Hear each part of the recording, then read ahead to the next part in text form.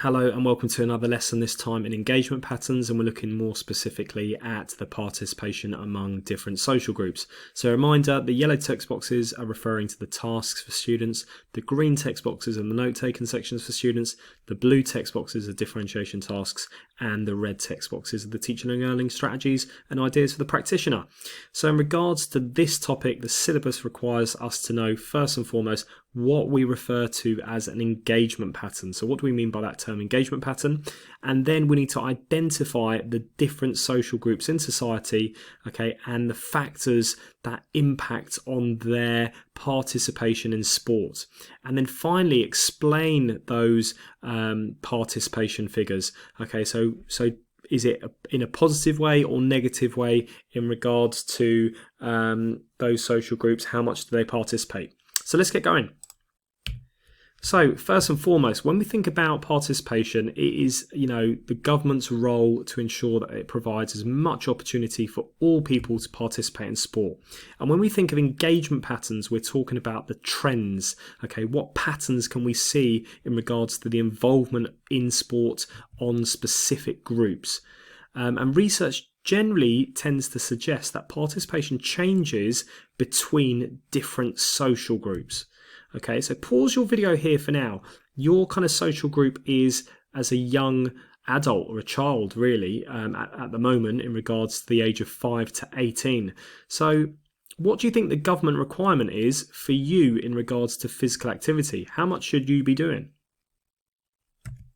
Okay, so hopefully you come up with an answer. And ultimately, between the age of 5 and 18, the government suggests that you should be doing 60 minutes every day of physical activity, and that can come in all different shapes and forms, whether it be playing, running, swimming, cycling, playing sport itself within PE, working out in terms of dance, climbing, skipping, all of those different things. Okay, so I'll let you pause the video there and you can have a look at that.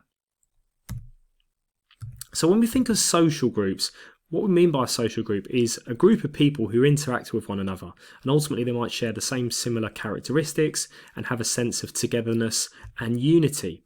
And these groups that we need to know about in terms of within the GCSE syllabus will be things including gender, and more specifically we're going to look at women, ethnicity, and we're going to look at ethnic minority groups, disability group, the socioeconomic group, so where we're looking at the social status and the amount of money, and then finally peers, family, and age itself. So let's first and foremost look at participation of women in sport. And ultimately, in the last 100 years, we have seen a growth of women's participation in sport. But still today, that growth is affected by what we call stereotypical views. You might have heard that word before, stereotype. So when we think of a stereotype, we're talking about a belief or an attitude which is widely held and it's fixed, but it's generally an oversimplified idea of a particular type of person. Okay, so we've got to be careful that we don't tarnish an individual or a group with the same brush just because we might have experienced something, just because we might have seen something. Okay, we can't, otherwise that's called a stereotype. It's an oversimplified idea or comment. So when we think of sport within or women in sport, okay, ultimately the reason why participation is still so low today is because ultimately there is still a male domination in regards to participation within sport. There's only 7% of media which covers elite women's sport. Facilities aren't maybe as well developed. Women might still not receive as much support from family and peers in regards to playing sport. And ultimately, when we think of tabloid newspapers, so things like the Daily Star, the Sun, and so on, okay, they tend to look at female sport as women in terms of their looks, their attractiveness, in regards to whether they're married, in regards to whether they have children. So pause your video here. Can you think of any common stereotypical views that exist? Can you write them down in regards to what they are within society of women playing sport? So ultimately today we have, fortunately we've progressed as a society, so we don't have as many stereotypical views that happen or that exist within our society, but unfortunately we still have some which will be applied by some people. So ultimately, some people will still suggest that by women playing sport, that they'll say that they're not feminine enough. Okay, that sport should be played competitively by males only. Some people will question women's sexuality because they're good in certain sports, which is totally wrong, but still happens today. We have women who, again, a stereotypical view, people will think that they're lacking in strength, or they're not as strong as men, they're not as quick as men, and ultimately some of these, or women, people will suggest that they should be at home in terms of being a carer or a mother, managing the home and so on. That is a really kind of outdated view in terms of stereotype views. Okay, that happened based around the 1850s and even into the 1940s, 50s and 60s. So when we think of participation by ethnicity, we talk about first and foremost ethnic groups. So a group of people who share common origins. Okay, this could be through racial, religious or cultural. And ultimately there are imbalances today that still exist within each of these groups. And the differences exist because some cultures, some religions, some races will have different priorities and expectations within their group. Some will have imbalances in regards to socioeconomic, so how much money they earn. The amount of role models will have an impact in regards to whether we can copy those individuals, and stereotypes will still exist today in society, unfortunately. So again, pause your video here and think about this diagram and look at this diagram. Try and explain your findings from what you can see. Look at the key at the bottom to help you. So if you looked at the diagram carefully, especially the yellow bars, you can see there that Asian and black people tend, according to this data, okay, in terms of 16-year-olds who are physically active, how physically active they are, tend to be slightly lower in the 50% mark in terms of how physically active they are in comparison to some other groups. And the question should be is, why is that the case? So again, if we still think of ethnic groups, okay, we need to ensure that we understand that ethnicity can be a barrier to participation. If we think of football in particular, if we look at an average typical football squad, only 30% of squad members are from ethnic minority communities. We need to understand why that is. But ultimately, there is not one specific reason for these imbalances. So again, pause video here. Can you think of some ethnic minority groups, or why do they participate less in sport? And ultimately, there's no answer or no clear answer here, okay? Because sometimes it will fall down to socioeconomic, sometimes it will fall down to stereotypes, sometimes it will fall down to ultimately the lack of access and facilities available to those ethnic minority groups. Role models, I think, is a really big one in terms of media coverage and having people to be aspired to in sport.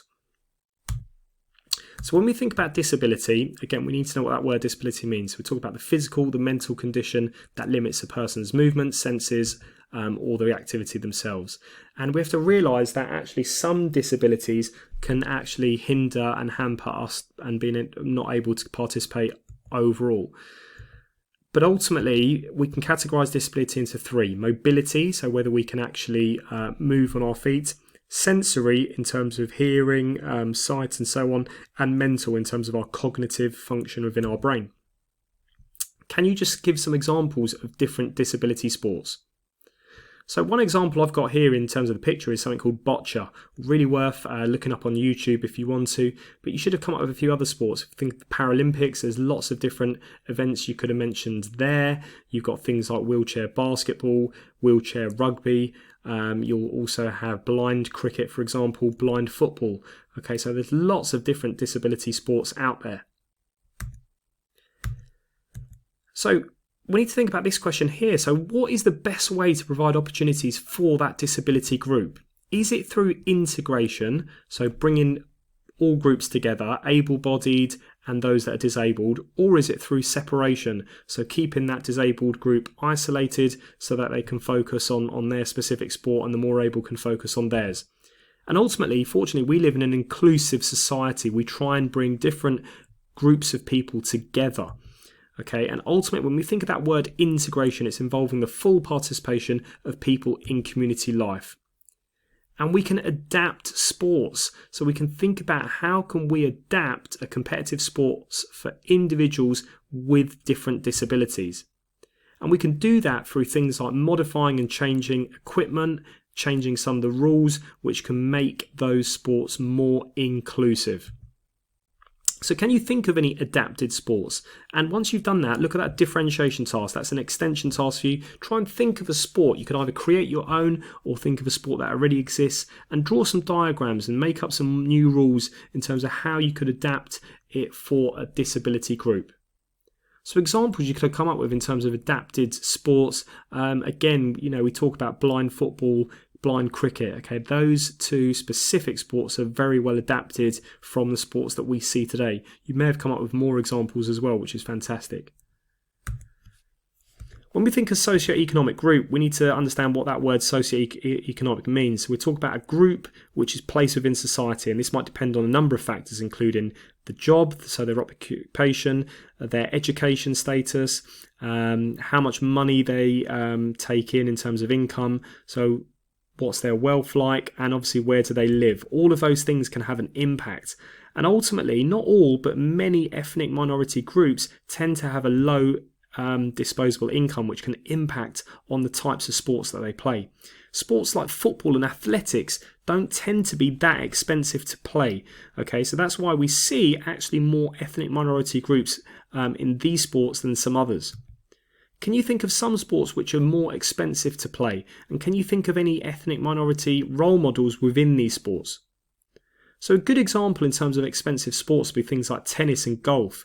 Yes, we've got role models like Serena Williams, Venus Williams, which is great. Heather Watson in terms of the UK, which is fantastic as well for tennis.